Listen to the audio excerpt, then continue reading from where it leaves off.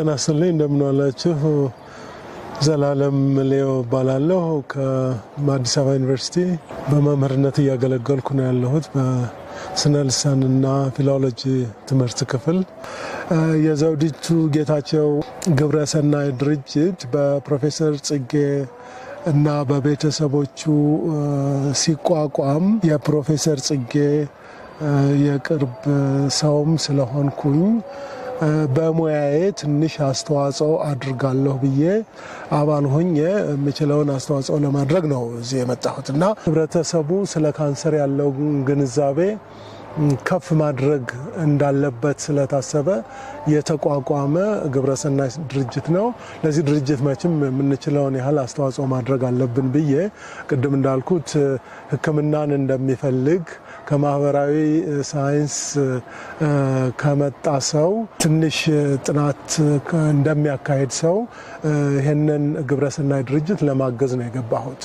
ገለጻ ለማድረግ መፈልገው በጤና ባለሙያና በታካሚ መካከል የሚኖረው ግንኙነት ምን ያህል ሕክምናን ሊያሳካ ወይም ሊያሳልጥ እንደሚችል ከሕክምናው ጋር ከሐኪሙ ጋር ወይም ሐኪሙ ከሚሰጠው አገልግሎት በሐኪሙ ከሚታዘዘው መድኃኒት ጎን ለጎን በሐኪሙና በታካሚው መካከል የሚኖር ግንኙነትም እንዲሁ ሕክምናን ወይም ፈውስን ለማፋጠን የሚያግዝ መሆኑን አንዳንድ ምሳሌዎች ከኢትዮጵያ አንጻር ለማብራራት ነው። ብዙ እንደሚባለው ሐኪሙ ከታካሚው ጋር የሚፈጥረው ግንኙነት ወይም የሚጠቀምበት የንግግር ቋንቋም ይሁን የምልክት ቋንቋ ወይም የአካላዊ ቋንቋ ሕክምናውን ለሚፈልገው ሰው የፈውሱ መጀመሪያ ነው ተብሎ ነው የሚገመተው።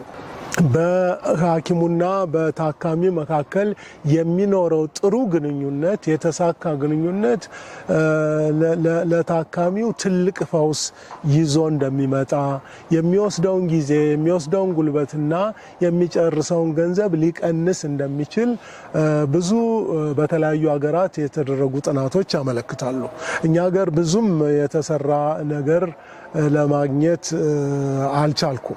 ልክ በትምህርት ቤት ተማሪውና አስተማሪው ዋናዎቹ ሰዎች እንደሆኑ ሁሉ በጤና ተቋማት ደግሞ ሐኪሙና ወይም የጤና ባለሙያዎች ልበለው። ምክንያቱም በእኛ አገር ሕክምናን የሚፈልጉ ሰዎች መዳንም ማማረርም መደሰትም የሚጀምሩት ገና ከበር ከጥበቃው ጀምሮ ስለሆነ ሐኪሙ እንደ ዋና ሰው ሆኖ ማለት ነው። ምክንያቱም በቤተ ሙከራ በላቦራቶሪ በመድኃኒት ቤት በራጅ ክፍል ብዙ ስራዎች ተቀናጅተው ነው አንድን ሕክምና የተሳካ የሚያደርጉት። ስለዚህ የጤና ባለሙያዎችና ታካሚዎች መካከል የሚኖር ግንኙነት የአሳና የአሳ አስጋሪ ሳይሆን የአሳና የውሃ ግንኙነት ነው መሆን ያለበት። ምክንያቱም አንዱ አላንዱ በተለይ አሳ ካለ ውሃ እንደማይኖር ስለሚታወቅ። መስተጋብር ስንል ምን ማለታችን ነው? መስተጋብር ማለት ሰው እንግዲህ እንደሚታወቀው ተናጋሪ እንስሳ ነው፣ ቋንቋን የሚጠቀም እንስሳ ነው ብለን ልንበይነው እንችላለን። እና ሰው መልእክት በሚያስተላልፈውና በመልእክት ተቀባዩ መካከል የሚደረግ መስተጋብር ነው እዚህ ላይ እንደ ዋና ቁልፍ ሀሳብ አድርገን የምናነሳው። ለምንድነው በሐኪም ወይም በጤና ባለሙያና ሕክምናውን በሚፈልገው ታካሚ መካከል የሚኖር መስተጋብር ይህን ያህል አስፈላጊነቱ ምንድን ነው? መድኃኒቱ ካለ ጥሩ ሐኪም ከተገኘ በሁለቱ መካከል የሚኖረው መስተጋብር ይህን ያህል አስፈላጊነቱ ይህን ያህል የውይይት አጀንዳ ሆኖ መቅረቡ ምን አስፈለገ? ህብረተሰቡ ስለ ካንሰርም ሆነ ስለ ሌሎች በሽታዎች ስለ ስኳር በሽታ እና በርካታ በሽታዎች ግንዛቤ መፍጠርስ ለምን አስፈለገ የሚለው ግልጽ የሆነ መልስ የሚያስፈልገው ነው። ሐኪሙ ስለ ታካሚው በቂ ግንዛቤ ማግኘት አለበት። አለበለዚያ ዝም ብሎ ወደ ሕክምና መሄድ አይቻልም። ታካሚውም እንደዚሁ ለሐኪሙ ተገቢ የሆነ ግብአት መስጠት አለበት ስለራሱና ስለሚሰማው ስሜት።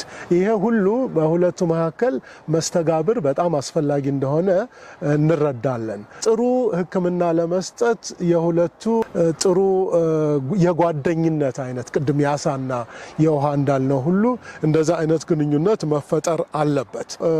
ታካሚው ህመሙን መዳን ይጀምራል። ቅድም እንዳልሁት ከበር ጀምሮ ገና ሐኪሙ ጤና ይስጥልኝ ብሎ በየቋንቋው በሚችለው ቋንቋ ይዞት ወደ ምርመራ ክፍል በሚሄድበት ጊዜ የሚያሳየው የፊት ገጽታ ወይም ፈገግታ ለታካሚው ትልቅ ተስፋ የሚሰጡ ናቸው ተብሎ ይታመናል። ሐኪሙ ወይም የጤና ባለሙያው ሕክምናውን ለፈለገው ታካሚ የሚሰጠው የመጀመሪያ ሰላምታ እሱ ወሳኝ ነው። በየቋንቋው ሊሆን ይችላል፣ ጤና ይስጥልኝ ሊሆን ይችላል፣ አካም ሊሆን ይችላል፣ ከመልኾም ሊሆን ይችላል፣ ልኦ ሊሆን ይችላል። በእኛ ቋንቋዎች በጣም የተለያዩ ሰላምታ አሰጣጡ ለታካሚው ትልቅ ተስፋ የሚሰጥ ነው ገና ከበር ጀምሮ።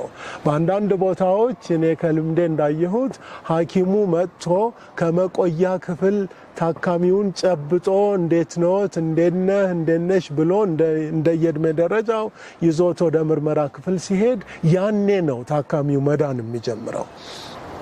ከዛ በኋላ እንግዲህ የመጀመሪያው የሰላምታ ደረጃ ነው። ሁለተኛው ደረጃ እንግዲህ ስለ ታካሚው የመረጃ የመሰብሰብ ሁኔታ ይመጣል። ይሄ በነርሶች ወይም በጤና ረዳቶች ወይም በሐኪሙ በራሱ ሊካሄድ ይችላል። ስለ ታካሚው እድሜው ሊሆን ይችላል፣ የስራ ሁኔታው ሊሆን ይችላል፣ የፋብሪካ ሰራተኛ ነው፣ የግብርና ሰራተኛ ነው።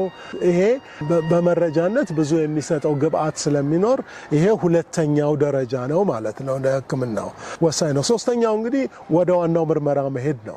ወደ ዋናው ምርመራ በሚካሄድበት ጊዜ ለምሳሌ አንድ የጽንስ ባለሙያ ወንድ ቢሆንና ታካሚዋ በሴት ሐኪም ብትመረመር ነው በወንድ ሐኪም ብትመረመር ደስተኛ የምትሆነው? በአፍሪካ በኢትዮጵያ ዳራ ስናየው ሴቶች ለሴቶች የበለጠ ግልጽ ይሆናሉ።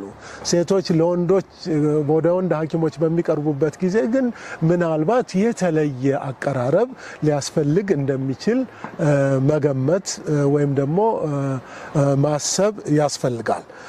ምርመራ በሚደረግበት ጊዜ ኢትዮጵያ የተለያዩ አካባቢዎች የተለያየ ባህላዊ አለባበስ፣ ባህላዊ ቅባቶች ሊኖሩ ይችላሉ። እነዚህን ሁሉ በትክክል መገንዘብና ከማህበራዊ ሳይንስ አንጻር ምን ማድረግ አለብን የሚለውን ነው እንግዲህ እያየን ያለ ነው። የሕክምና ባለሙያዎችና ሕክምና ፈላጊ ታካሚዎች በምን መንገድ ነው ግንኙነታቸው ሊጠናከር የሚችለው? በንግግር፣ በአይን ላይ በመታየት፣ ጎን ለጎን በመቀመጥ፣ ፊትና ኋላ በመቀመጥ፣ ላይና ታች በመቀመጥ አቀማመጥ ራሱ ወሳኝነት አለው። ተቀራርቦ መቀመጥ፣ እጅንና እግርን አጣምሮ ከመቀመጥ ይልቅ ተዝናንቶ መቀመጥ፣ ታካሚውን በጣም ቀርቦ በፈገግታ ማነጋገር ለታካሚው ትልቅ እርካታ የሚሰጡ ስለሆነ እነዚህን እንግዲህ በስዕላዊ መንገድ ሊሆን ይችላል ስለ ህመሙ የሚገልጸው፣ ሌሎች መንገዶች ሊሆኑ ይችላሉ። እነዚህን መንገዶች ግን ግልጽ ከንግግር በተጨማሪ ማለት ነው ሐኪሙ ማወቅ ያስፈልገዋል። ምናልባት ቅድም በሁለተኛ ደረጃ እንዳየ ነው ህብረተሰቡ ውስጥ ያ ሰው ወይም ያቺ ሴት ያላት ደረጃ መታወቅ አለበት። የትምህርት ደረጃ መታወቅ አለበት። ቋንቋው ምን እንደሆነ የአፍ መፍቻ ቋንቋው መታወቅ አለበት። ባህሉ ምን ይመስላል በመጠኑም ቢሆን ባህሉን ማወቅ ያስፈልጋል። ኢትዮጵያውያን ባህላችን በጣም ተቀራራቢ ነው። ይሄን ያህል የሚያስቸግር ነገር አይደለም። ግን የመጀመሪያ ቋንቋው ለምሳሌ አማርኛ ካልሆነ ወይም አፋን ኦሮሞ ካልሆነ ወይም ሌላ ካልሆነ የግድ አስተርጓሚ የሚያስፈልግበት ሁኔታ ከተፈጠረ ያንን አስተርጓሚም ጊዜ ወስዶ በትክክል የጤና ባለሙያውንና የታካሚውን እያገናኘ መሆኑን ታካሚው የሚናገረውን ነገር በትክክል መልእክቱን ለሐኪሙ ማድረሱን ማረጋገጥ ያስፈልጋል።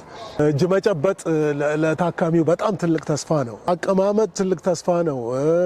የአይን ላይን መቀራረብ ትልቅ ተስፋ ነው እና እንደዚህ አይነቶች ነገሮች በጤና ባለሙያ በኩል ትኩረት ሊሰጣቸው የሚገባ ጉዳዮች ናቸው። ሁለተኛው እና ትልቁ ነገር ደግሞ በታካሚዎችና በአካሚዎች ወይም በጤና ባለሙያዎች መካከል ጥሩ አይነት ግንኙነት እንዲኖርና የምንጠቀምበት ቋንቋ ግልጽ መሆን አለበት። በሁለቱ መካከል ግልጽ የሆነ ግንኙነት መኖር አለበት። አንዳንድ ጊዜ በጣም የሚቸገሩት ታካሚዎች፣ የአካሚዎች፣ የሐኪሞች፣ የጤና ባለሙያዎች ችግር የብዙዎቻችን ችግር ነው። ይሄ እንግሊዝኛ መቀላቀል ከገጠር የመጣ ሰው እንደሆነ ያልተማረ ሰው እንደሆነ እያወቅን ወይም ቋንቋውን እንግሊዝኛን እንደማይችል እያወቅን የእንግሊዝኛ በረዶ የምናወርድበት ከሆነ ይሄ ችግር አለው። ለምሳሌ ፊቨር አለው፣ አፕታይትህ እንዴት ነው፣ ጆይንቶችህ ላይ ፔን አለ፣ በፋሚሊያችሁ የካንሰር በሽታ አለ የሚሉ ሲምፕተሙ ኢንዲኬት የሚያደርገው ሊቨር አካባቢ ብዙ ፋት እንደተጠራቀመ ነው ወይም አኪሚሌት እንዳደረገ ነው የሚል ኤርሊ ሞርኒንግ አንድ ታብሌት ከዛ አፍተር ላንች አንድ ታብሌት ማታ ደግሞ ቢፎር ቤድ አንድ ታብሌት ውሰድ ወይም ውሰጂ ሲባል እዚህ ሆስፒታል ዴይሊ ብዙ ፔሸንቶች አድሚትድ ይሆናሉ።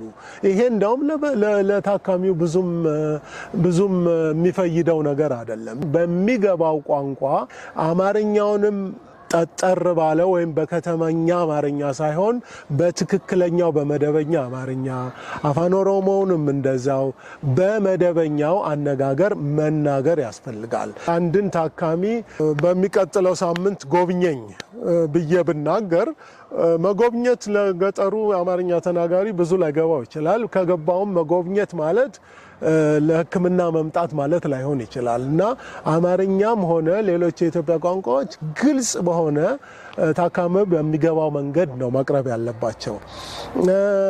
አንዳንድ ጊዜ የሕክምና ቃላት የምንላቸውን የምናሽጎደጉድበት ጊዜ አለ። ለምሳሌ ቫክሲኔሽን እንላለን፣ ክትባት እንደማለት፣ ታብሌት እንላለን፣ መድኃኒት ወይም ኪኒን ማለት ይቻላል። ኪኒንም አማርኛ ሆኖ አይደለም ግን ብዙ የተለመደ ስለሆነ ነው። ኢንጀክሽን እንላለን ግን መርፌ ማለት ይቻላል። ፍሉ፣ ማሌሪያ፣ ፊቨር፣ ትሪትመንት፣ አልኮሆል እነዚህ በየኢትዮጵያ ቋንቋዎች የራሳቸው መገለጫ ስላላቸው እነዛን መጠቀሙ ትኩሳት ማለት ይቻላል፣ ወባ ማለት ይቻላል፣ ሌሎችንም ማለት ስለሚቻል ይሄንንም መቆጣጠር የሚቻል ይመስለኛል። ታካሚውን ማክበር ያስፈልጋል። ለምሳሌ አንተ የመጣኸው እኮ ህመሙ ስር ከሰደደ በኋላ ነው ብሎ መኮሳተር አስፈላጊ አይደለም። እኔ የአይን ሐኪም እንጂ የቆዳ ሐኪም አይደለሁም ብሎ አይኔን ሲያመኝ እዚህ አካባቢ ደግሞ ያሳክከኛል ማለት ይቻላል። ይህንን መቀበል ያስፈልጋል። አንዳንዴ ሊከሰቱ የሚችሉ ናቸው። እነዚህ በሁሉም ሐኪሞች ይከሰታሉ ማለት እንዳልሆነ ማስገንዘብ እፈልጋለሁ። ወደዚህ ከመምጣትህ በፊት ንጽህናህን መጠበቅ ነበረብህ አይነት ነገር። አይ የመዳን ተስፋህ ወይም ተስፋሽ የመነመነ ነው የምንልበት አጋጣሚ አንዳንድ ጊዜ ማንሸሻቸው ግዴታዎች አሉ። ግን ማንሸሻቸውን ግዴታዎች በተለያየ መንገድ ለመግለጽ እንሞክራለን። አንዳንዴ ከቤተሰብ ጋር ግንኙነት በመፍጠር አንዳንዴ ሌላ ቀጠሮ ይዞ በጣም ያ ታካሚ ዘና ባለ መንገድ የሚረዳበትን ቀስ በቀስ ስለ ሁኔታው የሚነገርበትን መንገድ እንጂ እንደ ዱብዳ እንደዚህ አይነት ነገር መናገር አንዳንድ ጊዜ ታካሚዎች ወዳልታሰበ ውሳኔ ሄደው ራሳቸውን እስከ ማጥፋት እስከሚደርሱ ድረስ እንደሚደረስ የምናውቀውና ያነበብነው ነገር አለ። የታካሚውን አቀራረብ፣ አለባበስ ወይም ደግሞ አጋጋጥ ማድነቅ ያስፈልጋል። ጥርሱን ያወለቀ ታካሚ ካለ በባህል የተነሳ ያንን እንደ ባህል አድርጎ መውሰድ ያስፈልጋል። የተቀቡት ቅባት ለዛ ባህል አስፈላጊ ከሆነ ያን እንደ አስፈላጊነት መውሰድ ያስፈልጋል እንጂ ልክ እንደ ባዕድ አድርጎ መቁጠር ታካሚዎችን ሊያስበረግግ የሚችል ሁኔታ ይፈጥራል እና በየቀኑ ኤክሰርሳይዝ ማድረግ ነው የምንለው። ባላንስ ዳይት ለጤና ኢምፖርታንት ነው የምንለው። ካንሰር የያዘው ሰው የመዳን ተስፋው ኤክስትሪምሊ አነስተኛ ነው የምንለው። ሌሎችንም እየቀላቀል የምንናገራቸውን ቃላት ለማን እንደሆነ ማወቅ ያስፈልጋል። ቢቻል ለሁሉም አለመናገር፣ አለበለዛ ደግሞ ታካሚው እኔ ጋር ያለው ታካሚ ወይም ከጤና ባለሙያው ጋር ያለው ታካሚ ማን እንደሆነ ከየት እንደመጣ መረዳት ያስፈልጋል የምንለው ለዚህ ነው። ለምሳሌ አንድ ታካሚ ብዙ መጠጥ የሚጠጣ ታካሚ እንደሆነ ከምርመራ ውጤቱ ከታወቀ በየጊዜው መስከር ትክክል አይደለም፣ በየጊዜው ካቲካላ መገልበጥ ትክክል አይደለም ብለን እንደዚህ አይነት ንግግሮችን ማቅረብ ትክክል አይደለም። የምናስረዳበት ብዙ ሌሎች መንገዶች አሉ። ይሄ እንግዲህ እነዚህ ነገሮች ህብረተሰቡ ከሕክምና ባለሙያዎች የሚጠብቃቸው ናቸው። አንድ ጥሩ ታካሚ ጥሩ ሐኪም የሚለው እነዚህን ቅድም ያልኳቸውን ፈገግታው፣ ራስን ማስተዋወቅ ደግሞ አንዳንድ ጊዜ የታካሚውን ማንነት ብቻ ማወቅ ሳይሆን አካሚውም ወይም ሐኪሙ ወይም የጤና ባለሙያው ስለ ራሱም መጠነኛ ገለጻ ቢያደርግ የታካሚያቸውን ማንነት ብቻ ሳይሆን የራሳቸውን ማንነት በመግለጽም መስተጋብሩን በጣም የሚያጠናክሩ ብዙ በሕክምና ሙያቸው ብቻ ሳይሆን በህብረተሰብ ሳይንስ ወይም ደግሞ በጓደኝነት የመፍጠር ዘዴያቸው በጣም ጎበዝ ሐኪሞች እንዳሉ የታወቀ ነው። የጤና ባለሙያውና የታካሚው ግንኙነት እጅግ ወሳኝ እንደሆነ ሁልጊዜ መታወስ ይኖርብናል። ጥሩ ግንኙነት መስተጋብር ከሌለ ጥሩ ሕክምና አይኖርም፣ ፈውስም አይኖርም። እውነትን መናገር ደግሞ አስፈላጊ ነው። አንዳንድ ጊዜ ለምሳሌ አንዳንድ ሰዎች እድሜ ስንት ነው ሲባል የመስሪያ ቤቱን ነው ወይስ የሕክምናውን ነው የሚሉ አሉ። ምክንያቱም ሕክምና ቀልድ አያውቅም። 60 ዓመቱ ሰው 40 ዓመት ነኝ ማለት እንደሌለበት ማወቅ አለበት። የሕክምናው የማህበራዊ ሳይንሱም እንደሚለው በታካሚዎችና በሕክምና ሰጪዎች ወይም በጤና ባለሙያዎች መካከል የሚኖረው ግንኙነት የጓደኝነት ግንኙነት መሆን አለበት። ሚናን መለዋወጥ መሆን አለበት። አንዳንድ ጊዜ ግን በጣም የጠለቀ በሕክምናው የጠለቀ እውቀት ኖሯቸው ከታካሚዎች ጋር በሚፈጥሩት አላግባብ የሆነ መስተጋብር ሕክምና ፍሬውን ግቡን ሳይመታ የሚሄድበት ጊዜ ስላለ በኢትዮጵያ ሕክምና ተቋማት እንዲህ አይነት ኮርሶች ወይም ስልጠናዎች ቢሰጡ ለሐኪሞች መልካም ነገር ነው። ለሐኪሞች ብቻ ሳይሆን ለታካሚዎችም ቢሆን በመቆያ ክፍል እንዲህ አይነት ስልጠናዎች ቢሰጡ ያስፈልጋል። ስለዚህ የዘውዲቱ ጌታቸው ፋውንዴሽን ወደፊት አድጎ በአገሪቱ ትልቅ ለውጥ ያመጣል ብለን ተስፋ እናደርጋለን። ሁላችንም በየሙያ መስኩ እርዳታ ቢያደርግ ካንሰርና ሌሎች በሽታዎች እየቀነሱና የምንቆጣጠርበት መንገድ የሚኖር ይመስለኛል። ለዚህም ተስፋ አደርጋለሁ። አመሰግናለሁ።